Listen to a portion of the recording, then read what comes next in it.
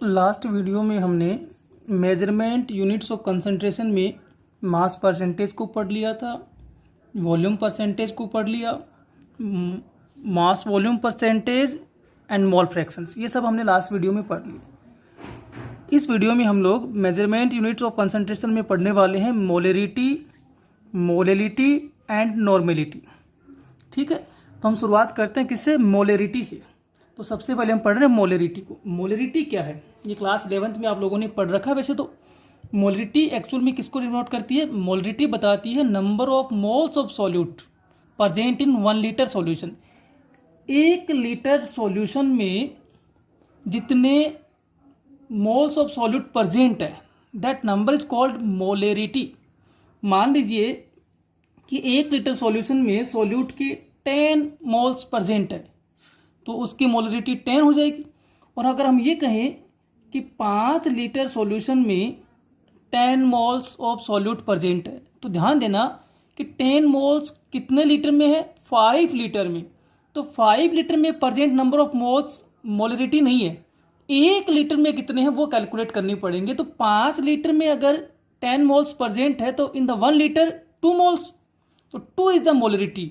तो ये याद रखना है अपने को कि molarity is the number of moles of solute present in 1 litre solution. तो ये तो इसके डेफिनेशन की बात होगी, मैं लिख देता हूं यहाँ पे, है ना। पहला पॉइंट अपने डेफिनेशन का मान ले, तो क्या समझ में आया अपने को कि क्या है मोलरिटी? नंबर ऑफ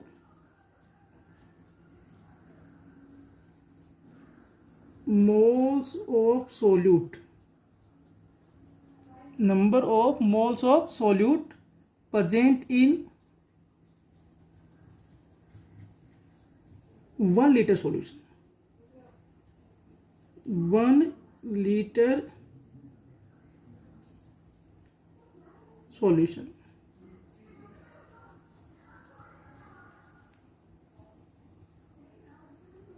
तो ये तो इसका डेफिनेशन हो गया, number of moles of solute present in 1 litre solution known as molarity. अब इस मोलरिटी को हम डिनोट किससे करेंगे? देखिए, denoted by capital M. Molarity का जो सिंबल हम काम में लेते हैं वो है कैपिटल एम। ठीक है, अब देखिए मोलरिटी का फॉर्मूला अगर मैं इस बिहाफ पे बनाऊं तो सबसे इजी फॉर्मूला क्या बनेगा कि मोलरिटी बता किसको रही है? Number of moles of solute present in 1 litre solution. और पर लीटर पे निकालने के लिए क्या करना पड़ेगा?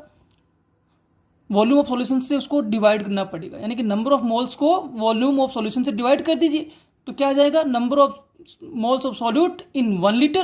तो इसके लिए मोलरिटी का फॉर्मूला हो गया ये, मोलरिटी जिसको आप किससे डिनोट करते हो? कैपिटल एम से। वो इक्वल हो गया N solute upon V solution. फिर वी सॉल्यूशन जो लिखा जाएगा वो लीटर में लिखा जाएगा भाई। तो एक इजी फॉर्मूला ये निकल के आया कि molarity equal to N solute upon V solution. N solute क्या है? एन सॉल्यूट जो है वो रिप्रेजेंट करता है number of moles of solute को।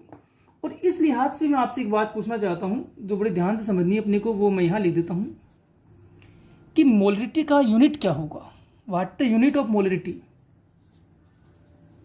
यूनिट तो देखिए ये ऊपर क्या है? एन सॉल्यूट क्या है? Number of moles of solute. Number of moles of solute, तो मोल तो इसकी यूनिट आ गई मोल, इस पार्ट की यूनिट तो है मोल। नीचे क्या? वी सॉल्यूशन मतलब वॉल्यूम ऑफ सॉल्यूशन, और ये किस में लिखा जा रहा है? लीटर में। तो ये इसका हो गया मोल पर लीटर या mole litre inverse. This is the unit, mole litre inverse. Clear होगी बात? तो ये है मोलरिटी।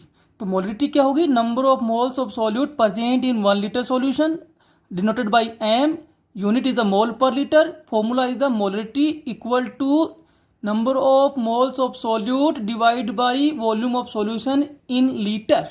और इसको मैं डाल देता हूँ इक्वेशन नंबर 1। क्लियर? अब देखिए जो अपने को समझना है ध्यान से वो ये है कि if V solution means volume of solution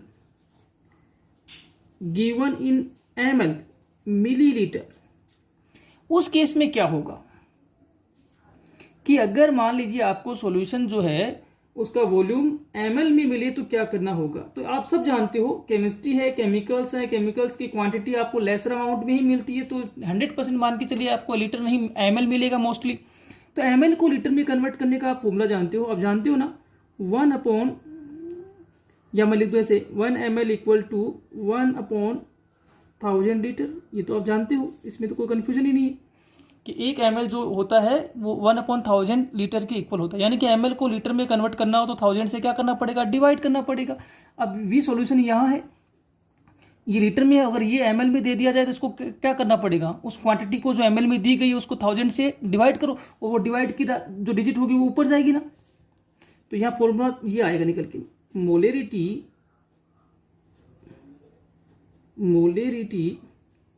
ठीक है, इक्वल एन सोल्यूट, यानी कि number of moles of solute upon V solution, और वो ml में दे दिया, और ml को लीटर में कन्वर्ट करने के लिए क्या किया, इसको 1000 से डिवाइड किया, तो डिवाइड करते ही वो राशि कहाँ आ गई, ऊपर आ गई।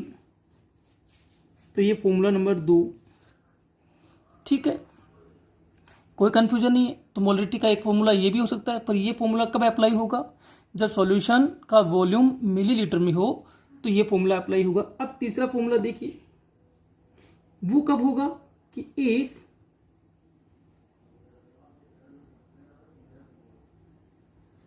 Solute amount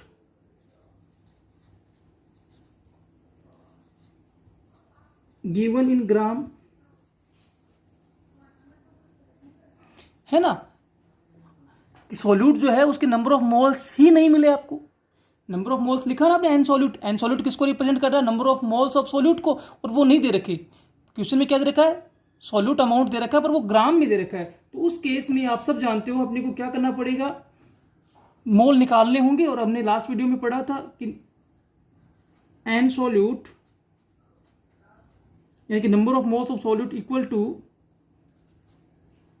W solute upon M solute. ये भी मैं बताऊंगा आपको, देखो ये कन्वर्जन होगा। ये कैसे हुआ आप जानते हो ना इस बात को, मैं यहां लिख देता हूं, आपने इससे पहले पढ़ रखा ना, N equal to W upon M। ये आपने पढ़ रखा है कि number of moles equal to given mass upon molar mass, ये पहले से पढ़ा हुआ आप लोगों का। Number of moles equal to given mass of substance divide by molar mass of that substance. अब हमें ये देखो सोल्यूट अमाउंट ग्राम में दे रखी है, तो हमें क्या निकालने हैं, number of moles of solute, तो एन सोल्यूट निकालने ना। तो यहाँ क्या लिखूंगा मैं, given mass of solute divide by molar mass of solute. Clear होगी बात। तो डब्ल्यू सोल्यूट का मतलब क्या है, गिवन मास ऑफ सोल्यूट, और एम सोल्यूट का क्या मतलब है, मोलर मास ऑफ सोल्यूट। कोई कंफ्यूजन शायद नहीं होगा अब तो इस लिहाज से अब फॉर्मूला क्या बना वो बताइए मुझे। ये वैल्यू मैं यहाँ ले जाता हूँ, तो फॉर्मूला क्या है, molarity equal W solute into 1000 upon M solute into V solution. पर याद रहे ये V सॉल्यूशन किस में है, ml में। This is the final formula.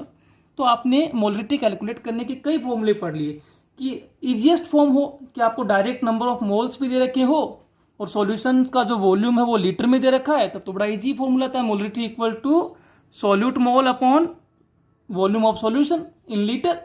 But in case of V solution given in ml, volume of solution given in ml, then formula number 2, molarity equal to number of moles of solute into 1000 upon volume of solution in ml। तो ml को litre में convert करने के लिए अपने ऊपर 1000 से multiply कर रखा है, इसको मल्टीप्लाई नहीं किया एक्चुअल में, तो हमने इसको डिवाइड किया, बट डिवाइड थर्ड स्टेप जो है वो ऊपर चला गया। और अब हमने कहा कि अगर आपको सोल्यूट अमाउंट ग्राम में दे रखी है, मोल्स नंबर में नहीं दे रखा, तो पहले नंबर ऑफ मोल्स कैलकुलेट करना है, और नंबर ऑफ मोल्स कैलकुलेट करने का एक फॉर्मूला होता है given mass upon molar mass. तो हमने वही किया, given mass of solute upon molar mass of solute, और फाइनल फॉर्मूला ये निकल के आ गया। कोई कंफ्यूजन नहीं है। अब मैं आपसे पूछूं, अगर एक बात ध्यान से समझना इसको, अगर मैं आपसे पूछूं कि डब्ल्यू सोल्यूट किसको रिप्रेजेंट कर रहा है, तो आप बता देंगे ना easily, mean of W solute. W solute क्या है, गिवन मास या वेट ऑफ सोल्यूट। अगर मैं आपसे पूछूं एम सोल्यूट का क्या मतलब है, तो ये मतलब हो गया molar mass of solute, molar mass of solute, correct है। और वी सॉल्यूशन का मतलब तो आई थिंक आप जानते हो, लिखने की जरूरत ही नहीं थी। वी सॉल्यूशन का मतलब वॉल्यूम ऑफ सॉल्यूशन, क्लियर, ठीक है, कोई कंफ्यूजन नहीं रहा, बोलिए भाई, समझ में आ रही बात। तो ये हो गया। और W upon M represent the number of moles of solute which is indicate by N solute. तो यहाँ तक कोई कंफ्यूजन नहीं है। अब चलते अपन इसको और आगे बढ़ाते हैं, देखिए थोड़ा सा। तो मोलरिटी में हम लोगों ने इतना तो पढ़ लिया, ठीक है, मोलरिटी बाद में पढ़ लेंगे, हम फिलहाल किसको पढ़ रहे हैं, मोलरिटी को ही पढ़ रहे हैं, इसको पढ़ रहे हैं मोलरिटी को। तो मैं मोलरिटी को ही आगे बढ़ा रहा हूँ। तो देखिए इस केस को आगे बढ़ाते हैं हम लोग। अब देखिए अपन, ये तो हमारा नॉर्मल वर्क हो गया। अब हम कुछ स्पेसिफिक बातें और देखते हैं। देखिए सबसे पहले तो हम देखते हैं कि हमें लिखा मिल जाए कहीं अगर 1m, तो 1m जो होता है वो बताता है मोलर सॉल्यूशन की, 1 मोल पर लीटर का सॉल्यूशन है, 1 मोलर है ना, मोलर सॉल्यूशन। अगर हमें लिखा मिल जाए कहीं m/2, तो पहले तो मैं आपको थोड़ा क्लियर कर दूं कि m/2 का मतलब क्या है, ठीक है। m/2 लिखा मिल जाए तो m/2 बताता है एक्चुअल में, ध्यान समझना, इस m/2 को यूं समझना चाहिए 1/2m, m तो यूनिट है ना, m/2 कुछ नहीं होता, m/2 का मतलब है 1/2m। और ये हो गया semi molar, semi molar solution. अगर कहीं लिखा मिल जाए m/5, इसका क्या मतलब है 1/5m, यूं समझना है इसको। m/5 न्यूमेरिकली कैसे सोल्व होगा, 1/5 मानकर सोल्व होगा, m तो यूनिट है, ठीक है। पेंटीमोलर, ऐसे सॉल्यूशन को क्या बोलते हैं, पेंटीमोलर, जो इंडिकेट करता है 1/5 मोल प्रेजेंट इन 1 लीटर, ठीक है। m/10 यानी कि 1/10m, ये हो गया डेसीमोलर। ऐसे ही एक टर्म और आएगी m/100 यानी कि 1/100m, न्यूमेरिकली सोल्व करेंगे तो मैथ फॉर्मूला चाहिए अपने को, ठीक है। और उस समय अपन इसको बोलेंगे सेंटीमोलर। ये तो अपने को टर्म याद रखना है कि 1m का मतलब होता है मोलर सॉल्यूशन, जो क्या बता रहा है आपको कि 1 मोल सॉल्यूट प्रेजेंट है 1 लीटर सॉल्यूशन में। 1/2m है तो सेमी मोलर भी बोल सकते हैं उसको, 1/5m को पेंटीमोलर बोलेंगे, 1/10m को डेसीमोलर बोलेंगे, 1/100m को सेंटीमोलर बोलेंगे। तो नोट में एक नोट अपने को ये याद करना है, एक नोट अपने को ये भी दिमाग में रखना है। नोट का मतलब एक स्पेशल केसेस अपन देख रहे हैं, for a solution, for a solution यानी कि एक ही सॉल्यूशंस की बात हो रही है, सॉल्यूशन चेंज नहीं कर रहे हम लोग। एक ही सॉल्यूशन के लिए याद रखना है m1v1 इक्वल टू m2v2, ठीक है। For a solution multiple of molarity and volume is not changed या रिमेनिंग कांस्टेंट। तो m इंटू वी जो होता है वो कांस्टेंट रहता है फॉर ए सॉल्यूशन, मोलरिटी और वॉल्यूम का जो मल्टीपल होगा वो कांस्टेंट रहेगा। तो m1v1 इक्वल टू m2v2। अब ये m1v1 और m2v2 का मतलब क्या है, देखिए m1 एंड v1 क्या है, m1v1 है मोलरिटी, m तो मोलरिटी के लिए और v वॉल्यूम के लिए, वॉल्यूम ऑफ इनिशियल स्टेट, ठीक है। आई थिंक समझ गई बात। तो m1 और v1, 1 जो है वो इनिशियल स्टेट को शो कर रहा है, ठीक। ऐसे ही m2 एंड v2, तो वही बात यहां हो गई कि मोलरिटी है, m का मतलब मोलरिटी है, v का मतलब वॉल्यूम है, पर किस केस के हैं, फाइनल स्टेट के, आफ्टर चेंज।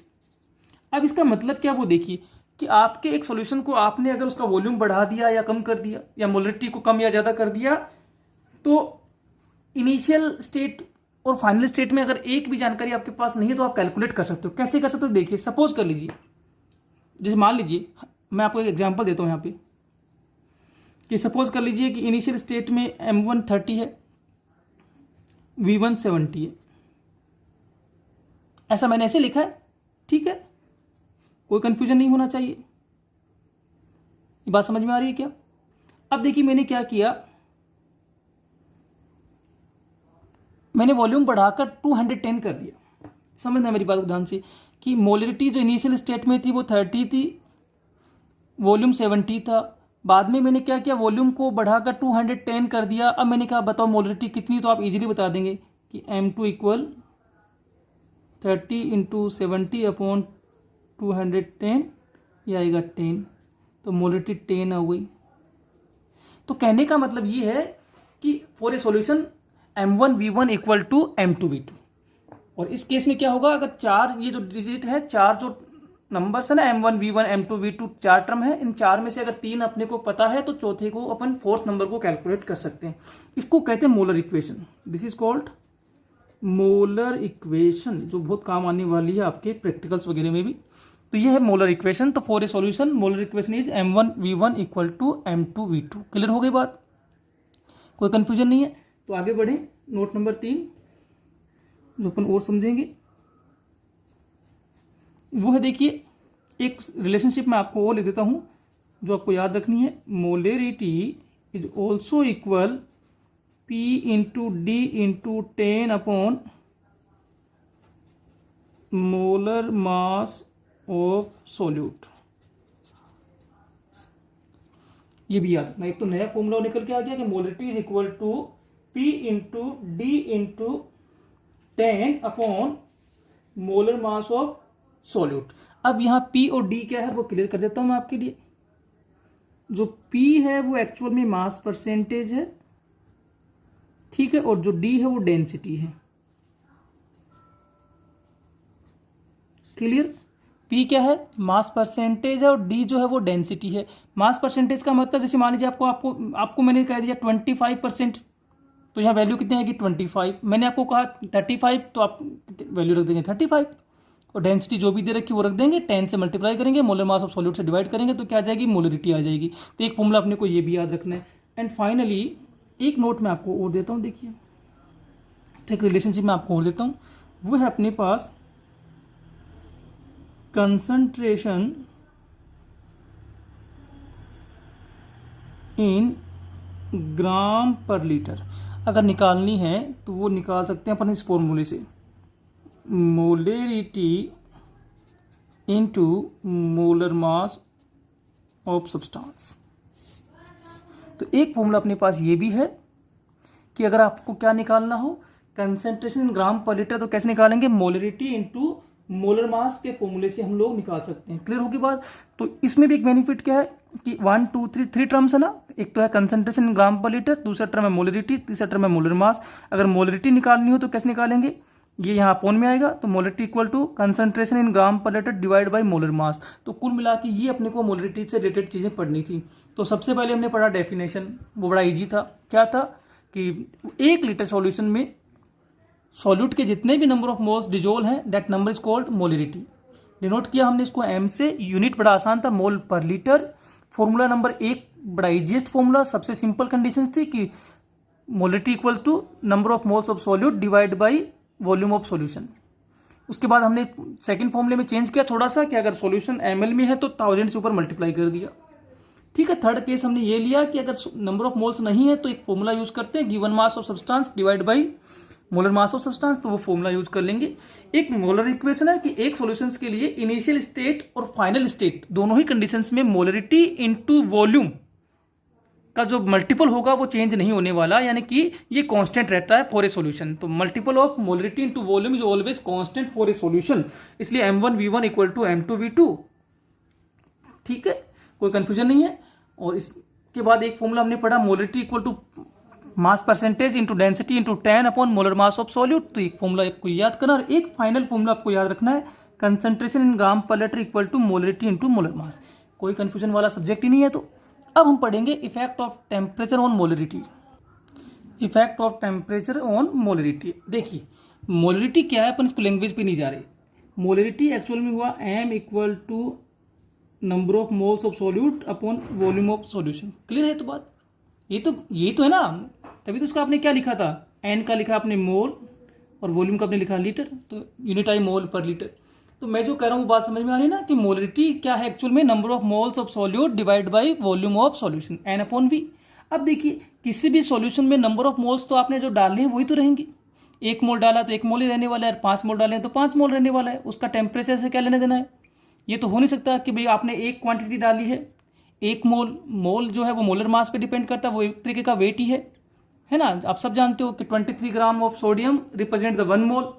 तो अगर मैंने कहा कि मैंने 1 मोल सोडियम का यूज किया है, 1 मोल सोडियम का यूज किया, इसका मतलब मैंने 23 ग्राम यूज किया, उसमें कोई कन्फ्यूजन ही नहीं है। तो ये क्वांटिटी कांस्टेंट है, जो भी 1 मोल प्रेजेंट है तो वो 1 मोल रहेगा, और 5 मोल डालें तो 5 मोल रहेगा। इस हिसाब से मैं कह सकता हूं कि in a solution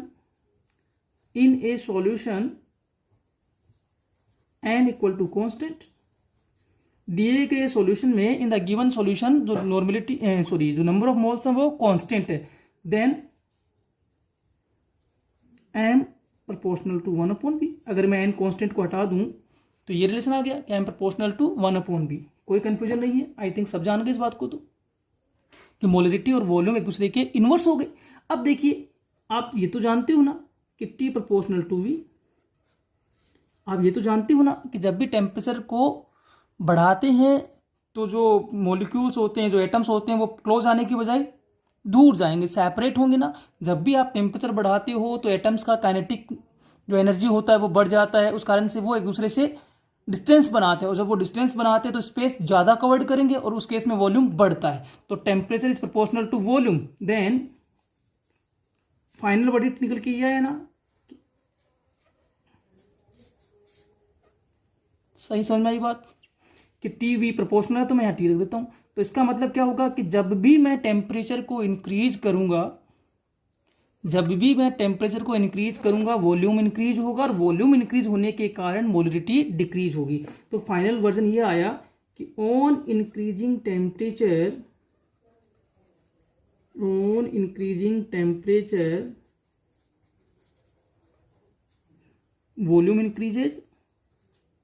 volume increases hence molarity decreases.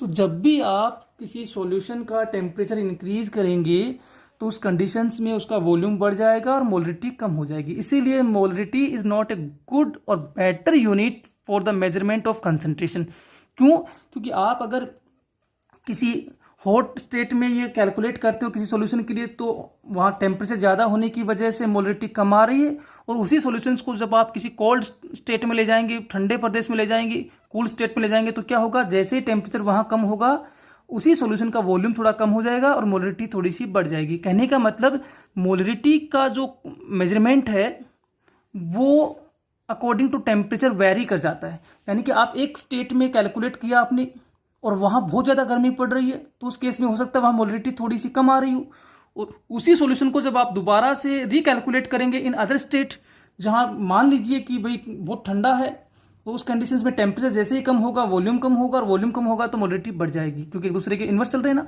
तो मेरे कहने का मतलब ये है कि मोलरिटी कोई अच्छी यूनिट्स में कैलकुलेट नहीं मानी जाएगी, क्योंकि ये टेम्परेचर के साथ बदल रही है। ठीक है, एक क्वेश्चन को अपन सोल्व कर लेते हैं फटाफट। क्वेश्चन है 40 ग्राम NaOH present in 250 ml of solution, calculate its molarity. Clear? अब देखिए क्वेश्चन में सबसे पहले तो मुझे बताइए कि सॉल्यूशन तो है 250 ml, 40 ग्राम NaOH उसमें प्रेजेंट, तो NaOH किस फॉर्म में होगा, सॉल्यूट की फॉर्म में होगा, ये तो कंफर्म होगी बात। और NaOH जब यहाँ सॉल्यूट है तो उसकी अमाउंट किस में दे रखी है, ग्राम में। याद रखना ये अमाउंट किस में दे रखी है, ग्राम में, और ग्राम में दे रखी है तो अपने को फॉर्मूला तो दूसरा यूज करना पड़ेगा। तो मैं लिख देता हूँ WNaOH, यानी कि WNaOH का मतलब अमाउंट ऑफ NaOH वो कितनी है, 40 ग्राम। और अगर मैं आपसे पूछूं कि NaOH का जो मोलर मास वो कितना है, NaOH का मोलर मास कितना भाई, तो निकाल लीजिए। Na का 23 प्लस ऑक्सीजन का 16 प्लस 1 हाइड्रोजन का कितना आ रहा है, संयोग से ये भी 40 ग्राम आ रहा है। ये तो कोइंसिडेंस है, कोई जरूरी नहीं है बराबर आएगा। हमारे पास ये दोनों क्वांटिटी आ गई, और हमारे पास क्या है क्वेश्चन में, V सॉल्यूशन 250 ml, करेक्ट है। फॉर्मूला अप्लाई करिए, जो फॉर्मूला आपने पढ़ा था, इन सबको रख के जो फॉर्मूला चाहिए होता है। तो मोलरिटी इक्वल, याद है क्या, W सोल्यूट इंटू 1000, क्योंकि ml में दे रखा ना, upon M solute into V solution, वो भी ml में क्वांटिटी रखिए भाई। W solute 40 into 1000 upon 40 into 250, cancel, ये कितना हो गया 4। तो 4 के आगे क्या लिख दूँ, मोल पर लीटर, या कैपिटल M से भी डिनोट कर सकते हो, कोई कन्फ्यूजन नहीं है। W सॉल्यूट 40 है, समझ में आ गई बात। M सॉल्यूट जो मोलर मास है वो भी 40 है, 250 ml में प्रेजेंट है, वैल्यू रख दी, कैलकुलेशन हो गया। 4 मोल पर लीटर, इसका मतलब सॉल्यूशन अगर 1 लीटर में देखेंगे तो कितने मोल प्रेजेंट है, 4 मोल। वैसे भी समझ में आता है कि 40 ग्राम गिवन मास, 40 ग्राम मोलर मास, तो मोल कितना हुआ 1, और 1 मोल कितने में प्रेजेंट है, 250 ml में। 250 ml में 1 मोल, 500 में 2 मोल, 750 में 3 मोल, और 1 लीटर में 4 मोल, 4 गुना हो गया। तो इस तरीके से अपन इसको कैलकुलेट करेंगे, ठीक है। इसी वीडियो में हम क्या पढ़ने वाले थे, मोलिलिटी एंड नॉर्मेलिटी, पर किसी कारण से वो नेक्स्ट वीडियो में पढ़ेंगे, आज अभी इतना ही पढ़ पाएंगे।